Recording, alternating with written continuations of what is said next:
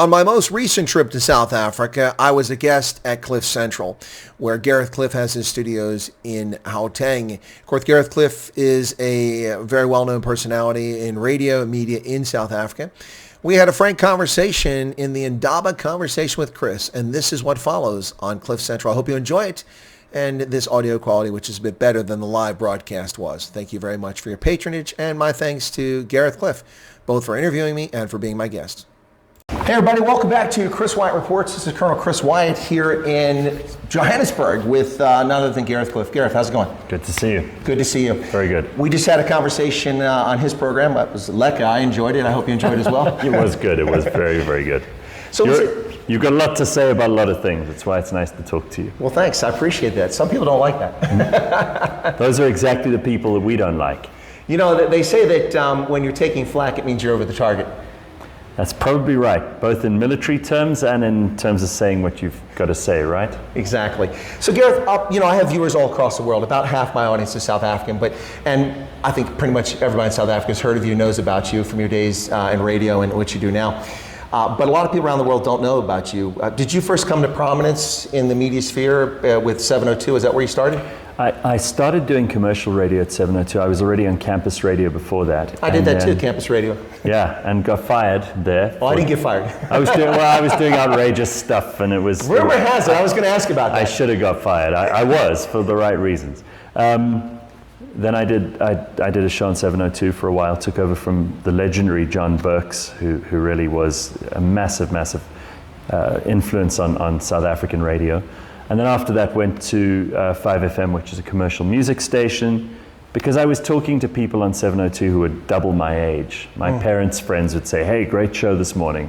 My friends would go, "What, you're on radio?" Oh, you're on radio? You know, so I realized it was time to sort of talk to people my own age, and then there was a very deliberate decision to do that. At that time in South Africa, it was also, things were fun. People were hopeful and optimistic. I'm not saying they're not now, but it's not like that. And what was this time frame? So that was probably the 702 sort of era ended around 2002, 3. Okay. And then from there until I started Cliff Central was, it's about 10 years that I was doing commercial music radio. And we had lots of fun. We just no laughed doubt. and, but it's interesting because depending who you talk to, people have different views of you. I mean, a lot of people really like you. Some people find you a bit cheeky. One of my viewers commented to me personally, said, "I could never listen to him on 702. He was so foul-mouthed. I never heard you on 702. Foul-mouthed? You should hear me now. That's right. Well, that was my response. I said, look, also I was in my 20s, and it was important to do anything to get attention, so I understand that. And I don't think I'm like that anymore. I don't think anyone stays in that place unless they all have maturation. Unless they got arrested development, And as far as I'm concerned, I think that you do mature. You get more sensible. You become more interested in kind of other people's opinions than saying your own. And I think that that's just part of growing up. So I'm open to all the improvement and the criticism I can get. No, it wasn't criticism. I just she said that she loves your content now. She watches it, which I find ironic, but it's interesting. Well, people change. People do change. Yeah. We all change, and listeners change too. So you have an interesting program in which you have co-hosts to come on there with you and have conversations with you about things. Where did that develop? Was it a concept you just came up with it, or just developed on its own, or what? Probably more as a reason to dilute me so that I don't bore people to death than anything else. But it's also kind of getting different people's opinions in, and all of them, and there are regulars, and then there are people like you who I speak to every year or two. But you can do that more often if you'd like. We can. I love having different inputs because it leads to, a lot of South Africans in particular are very anti-argument. Yes. I think an argument is probably the most valuable kind of interaction you'll have with someone, especially people you like. Yeah. If you can truly argue with someone and still like them before and after the argument, then you could say you're friends. Exactly. And those are the people you're likeliest to learn the most from. If you just sit down and it's two people who agree on everything, which is what worries me about when we talk, because we do agree on a lot of things. That's true. That's true. It can become very tired very quickly. Or you have people who don't agree with us saying, "Oh, well, it's just those two idiots talking to each other, we can write them off." And then disregarding what may be occasionally even with us, quite valuable material every now and then. No, I'm of the same mind. I enjoy conversations that I find challenging. If someone challenges my view and they have a different view, I like that, because I like to defend my view. Me too. And if maybe I'm wrong or I need to adjust it, that's an eye-opening experience. Me too. It's rare, but it's an eye-opening experience. And then you know, the same goes for just having fun and being entertaining. I mean, you want people around you who you can laugh with and you can joke with, and who don't take everything super seriously, and you know, like not some blue-haired feminist who has no sense of humor. Well, look, if I change my program channels to that and I identify differently, I'd have millions of views. Yeah.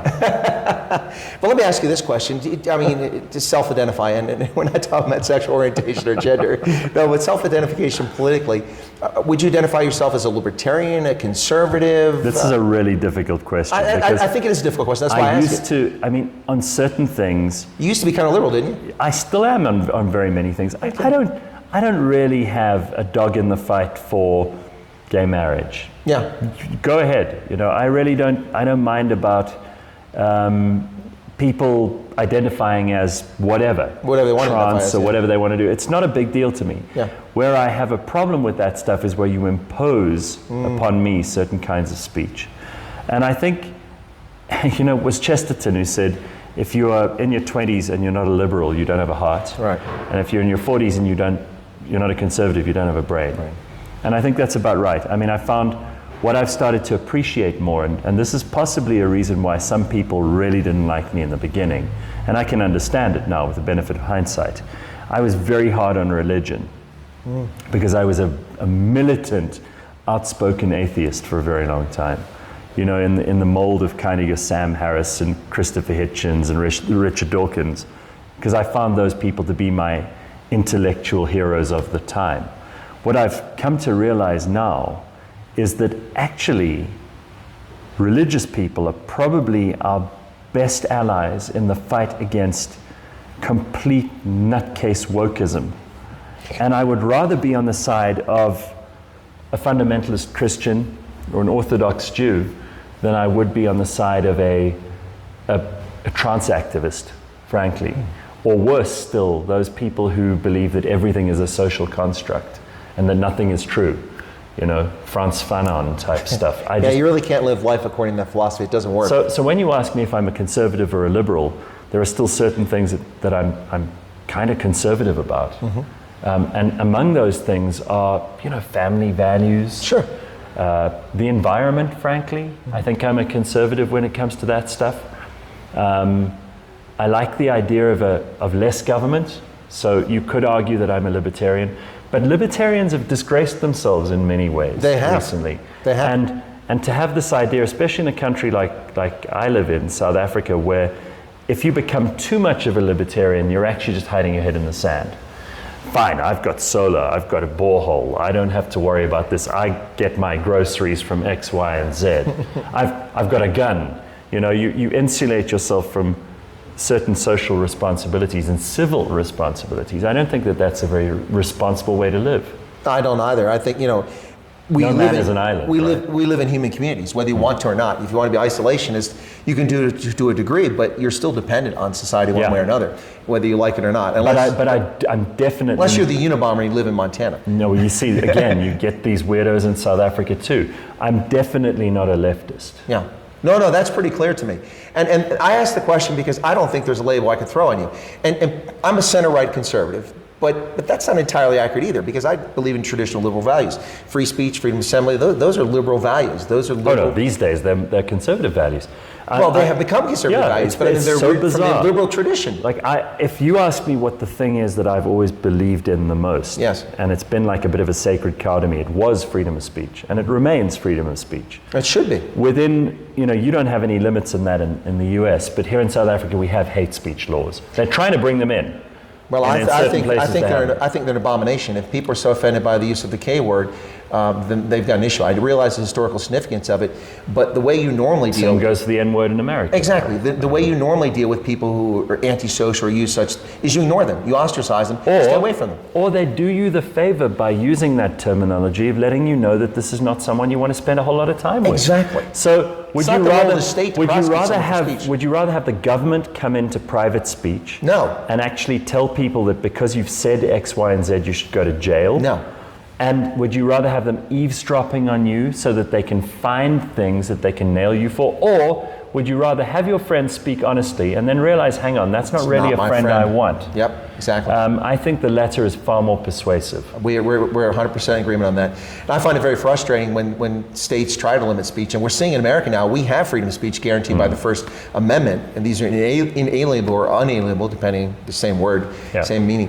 I prefer inalienable rights. They're God-given rights, whether you believe in a deity or not. Sure. They're natural rights. That's the right term. In other words, they don't come from the state. That's right. They don't come from. They're natural rights. They predate the origin of the state. Existence of a state. That's correct. So, but we've seen collusion by my own government with tech companies, in particular Twitter. We have the evidence of it now, and there's no denying it. You know, there was. Aren't you glad South Africa birthed Elon Musk to send him over there to save Twitter? Well, that's not why he came, but in the end, that might be what happened. No, he doesn't have a whole lot of love for South Africa. No, and you know, look, a lot of people don't like Elon Musk. I don't entirely trust him, but what I say about him, he's an absolutely brilliant entrepreneur. And like most entrepreneurs who are successful, he's a bit of a wackadoodle in my view at times. And that's okay. Yeah, I don't have a problem with that. Sure. But I'm not voting for him for president. I'll say that. No. But then I didn't vote for the current occupant either, just to say. No, but we're seeing like the federal government, the FBI paid Twitter $3.4 million for their time spent. Now, to be fair, if the Federal Bureau of Investigation needs information from a telecommunications company or a social media company or a business, they should be able to go and get it. With a warrant issued by a competent judge with reasonable, just cause to do it. Well, they didn't do that. They simply asked for the data and they were compensated. That makes Twitter an agent of the federal government. Right. And that is a violation. Which no private company could and should be. That's right. And that is a serious situation. That really disturbs me. Here in South Africa, I worry about the speech laws that you have and the constraint, because you have criminal injury. If someone's feelings are hurt, they can take you to trial. You can be sued over that. Steve Hofmeyer said something recently about trans asking a question, and apparently he's being taken to court over it. It's very difficult to win those cases, and the quantum is not very big. So, you know, someone will win like 20,000 Rand, which is, was it worth your while? Your legal fees are probably more than 300,000 Rand. You know, so it's a funny piece of common law that I remember studying in second year. But as with anything in speech law, if you can prove that something is true and it's in the public interest, you can't be held liable for it. No, I hear you. You know, it's funny because I've been very active on LinkedIn for a number of years. I used to post 20 or 30 articles on Africa with analysis every day, until after Trump got the spicy cough, I did a posting, I did a satirical comment about the Chinese Communist Party. And someone complained and mass reported my first time ever on LinkedIn. This was a few years ago when he got it, October 20, I think it was. And then LinkedIn took down my post. So I wrote to them and I was greatly offended. I said, I post 10,000 articles here in the past 10 years or so, and I've never been accused of that. Who am I? They accused me of bullying. I said, who did I bully? The President of the United States? He's a public figure. The Chinese Communist Party is not even a person. To their credit, 43 minutes later, I received an email. They apologized and restored my article. Good. But guess what happened? I don't trust LinkedIn anymore. It belongs to Microsoft. I almost post nothing there anymore. That's led to self-censorship, because I don't want to lose my account because I rely on it for business contacts. Yeah, that's what happens. Very chilling effect. I often think about that because I'm not as outspoken as I might like to be, because the cost-benefit analysis just doesn't operate in my favor when I am. Yeah. So people go, oh well, you've become a bit more PC, or you've become a bit boring, or whatever. I say to them, listen, I have to pay bills, and that's not always the case. But a lot of our clients get very nervous when I make my mouth open up and say the things that they don't necessarily agree with. And I can't blame them. They're just trying to sell whatever it is they're selling. No, I understand that completely. You know, I've had a few viewers on my programs. You know, I was quite big just a couple years ago before I was shadow banned, and my channel was taken away, and then Newing came back, and people were like, why don't you talk about this? I said, well, you know my views on it. If you want to hear it clearly, you need to go to Odyssey and Rumble, because I have free speech there. I can't do it on these platforms because I'll lose my platform, and this is my biggest platform to reach people. And you know, everyone's always asking, what's your agenda? South Africans are always suspicious, and I understand that. Look, I'm not selling solar photovoltaic panels in South Africa. I'm not running for office in South Africa. I'm not trying to get a diamond mine in South Africa. According to Ronaldo Gross, I am looking for oil, though, but there is none here, so I'm losing that battle. My point is that my agenda is to get people to think critically and to be awake, to know what's going on. And somebody's like, you're getting famous in South Africa off our backs. I'm like, you need to do a little research and find out who I am. I was famous before I ever started talking about South Africa. And that's not such a great thing to be famous. I'm just looking to get people thinking and engaged and get a bigger audience so more people are having these conversations. But before I let you go, we're going to wrap up here shortly. You've been very generous with your time. Sure. 2024, what do you think is going to happen?